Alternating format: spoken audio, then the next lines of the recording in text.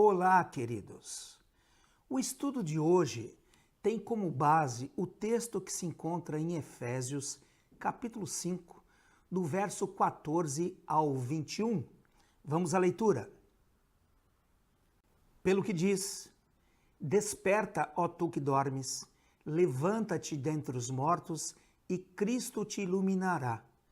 Portanto, vede prudentemente como andais, não como nécios, e sim como sábios, remindo o tempo, porque os dias são maus.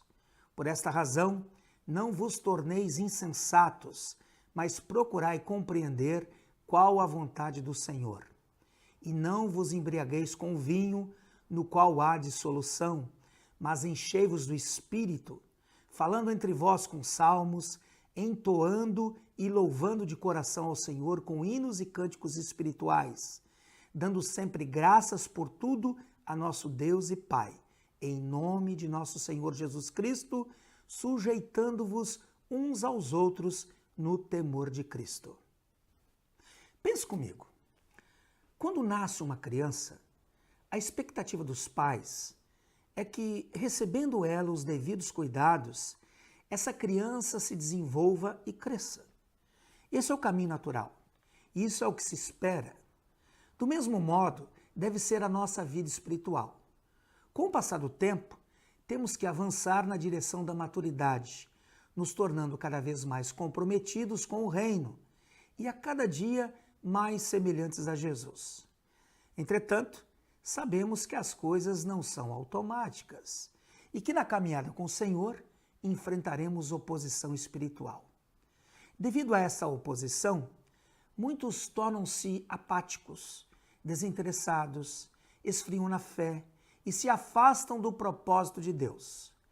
Nestes versículos que acabamos de ler, Paulo adverte a igreja quanto ao perigo da frieza espiritual. Nas palavras do apóstolo, encontramos um verdadeiro chacoalhão, uma sacudida naqueles que estavam paralisados espiritualmente e também naqueles que regrediram na fé. Essa é a proposta desse estudo bíblico. O que fazer nesses tempos de estranheza de alma? Quais as atitudes que devemos tomar quando a apatia tenta nos dominar, trazendo frieza ao coração? Vejamos então o que diz o texto. Em primeiro lugar, Paulo diz no verso 14: Desperta, ó tu que dormes, levanta-te dentre os mortos e Cristo te iluminará. Perceba que são dadas duas ordens diferentes, mas que se complementam. Quando ele diz desperta, o objetivo é gerar consciência do estado que a pessoa se encontra. É como se ele estivesse dizendo: Ei, acorda, desperta, sai desse sono, olha como você está. Lamentavelmente, são muitos os que estão dormindo, que perderam a percepção, que não se incomodam mais com seu estado de derrota. Estão sonolentos na fé, não conseguem ver que a cada dia se distanciam mais e mais da vontade de Deus. E o pior de tudo é que não se importam mais com a situação naquelas que eles estão vivendo. Para eles, tanto faz, estão apáticos espiritualmente. É preciso acordar essa gente antes que seja tarde, mostrar que o crescimento foi paralisado e que agora estão caminhando para trás. Depois de dizer desperta, Paulo acrescenta: levanta-te dentre os mortos. Entenda que tudo começa quando a consciência é despertada. Mas depois de despertada, é necessário se decidir. Não adianta ter consciência, mas não tomar uma atitude. Quando a alma é despertada do sono, é preciso não aceitar a frieza que se impôs. Se levantar dentre os mortos é isso. É se arrepender de ter deixado o coração esfriar, é voltar-se para Deus e buscar o avivamento. A alma é a sede das nossas decisões. Quando ela sai do estado da sonolência, cabe a ela tomar a decisão de se levantar e retornar a caminhar dentro da vontade de Deus. Em segundo lugar, temos que considerar o poder de reação. No verso 15, Paulo diz que devemos ser prudentes na nossa caminhada, não andando como nécios, como tolos, mas como sábios. E no verso 16, ele completa assegurando que devemos remir o tempo, porque os dias são maus. Ou seja, Paulo diz que a nossa reação deve ser rápida. Remir o tempo é isso, é não postergar, é não deixar para depois. Percebeu que o coração ficou estranho? Busque ajuda. Põe para fora aquilo que pode te derrubar. Não permita que a falta de paixão tome conta do teu coração e te leve à falência espiritual. Quando as coisas do reino de Deus começam a não fazer sentido, quando os assuntos de Deus já não despertam interesse, temos que reagir e não deixar que a frieza espiritual nos domine. Por isso ele diz que devemos andar prudentemente, não sendo tolos, não possibilitando que esses sentimentos acampem na nossa alma. Quem deixa as questões espirituais para depois, sem tomar as atitudes necessárias, irá de mal a pior. Não podemos ver a morte chegando e não fazermos nada. Não se brinca com essas coisas. Temos que ser sensatos, comedidos. Não deixe a alma adoecer. Não permita que a paixão esfrie, que o coração congele. Reaja rapidamente. Infelizmente, muitos são enganados por eles mesmos, pois gostam daquela melancolia que se oferece. É desse modo que acabam se perdendo e saindo do caminho. Em terceiro lugar, no verso 17, Paulo diz que devemos compreender qual é a vontade do Senhor. Este é mais um ponto importante nesses tempos de resistência, quando a frieza tenta nos dominar. Veja bem, a vida espiritual se sustenta na dependência de Deus. Então, como combater a estagnação sem nos interessarmos pela vontade dele? Estudar a Bíblia, ter um plano de leitura diário, encher a mente com as Escrituras, tudo isso é fundamental para obtermos direção espiritual. Introjetar a palavra na alma, dar ao Espírito Santo a oportunidade de nos instruir. A vontade específica de Deus vai se revelando à medida em que o buscamos e valorizamos a sua voz. Infelizmente, nem todos pensam assim. Lamentavelmente, muitas pessoas estão na igreja apenas interessadas na bênção que podem alcançar a fim de realizarem seus próprios sonhos. Isso é tudo o que elas querem. Entretanto, Deus nos salvou para cumprirmos com um propósito. Conhecê-lo e seguir na tarefa de conquistá-lo sempre nos manterá ativos na fé. Esta é a razão pela qual o apóstolo insiste em dizer que devemos compreender qual é a vontade de Deus para nós. Por outro lado, o insensato, ele não se interessa em saber o que Deus quer para ele. Portanto, seja sensato. Busque saber qual é a vontade do Senhor para a sua vida. Isso é de suma importância para o teu sustento espiritual.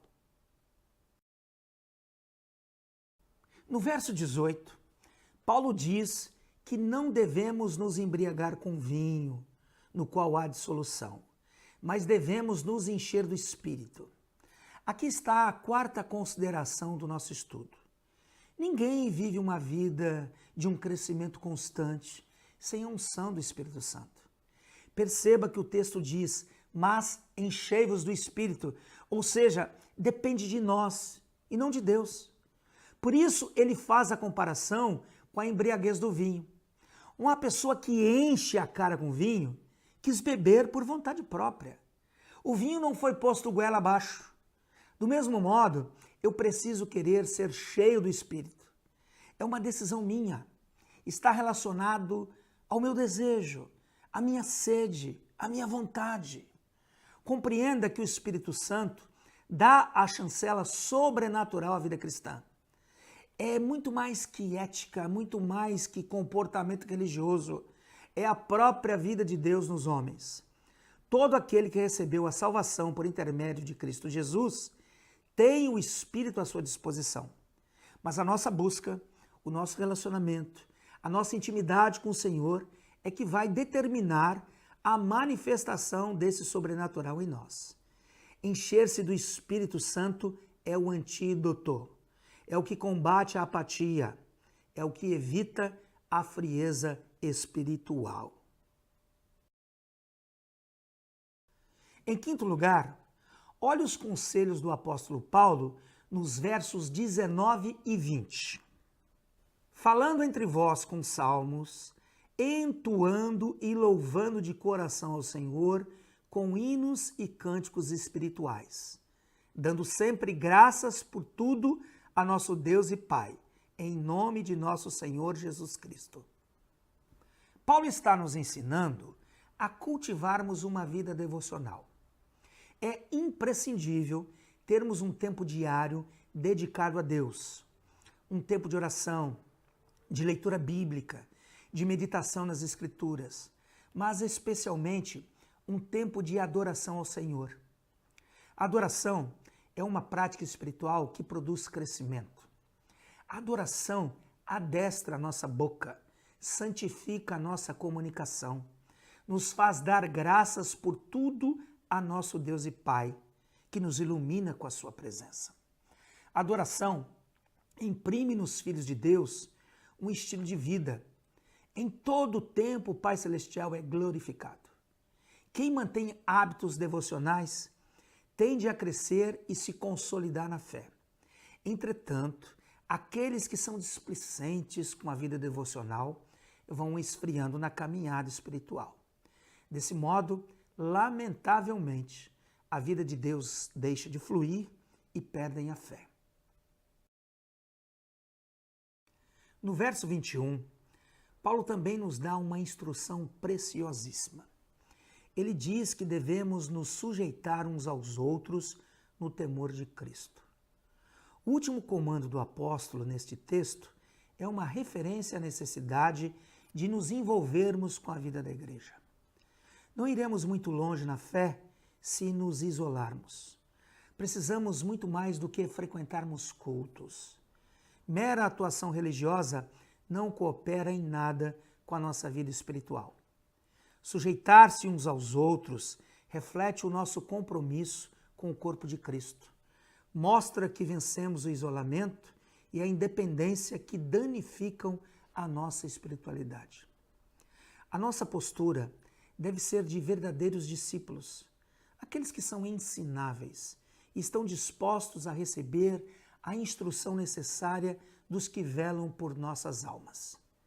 Muitos não se sujeitam à liderança e querem fazer da vida cristã um voo solo, rejeitando a verdadeira sabedoria. Por isso, naufragam na fé, esfriam espiritualmente e afastam-se do caminho. Repare que Paulo diz que devemos nos sujeitar uns aos outros no temor do Senhor. Entenda que nos sujeitamos a homens não por causa dos homens, mas no temor do Senhor. Ou seja, porque essa é a direção apontada por Deus e, portanto, não pode ser rejeitada. A vida em comunidade, compartilhada na comunhão dos santos, faz com que a vida de Jesus se manifeste em nós. A frieza espiritual vai embora quando nos envolvemos e nos comprometemos com o corpo de Cristo. Bem, para finalizarmos a nossa meditação, sendo assim, se observarmos as instruções ministradas pelo apóstolo Paulo, certamente nos manteremos firmes na fé. Não permita que ideias estranhas, alheias à vontade de Deus, façam morada na tua alma. Se você percebeu que o teu coração esfriou, que o seu interesse pelas coisas do reino de Deus já não é o mesmo de antes, repreenda a frieza espiritual. Busque ajuda.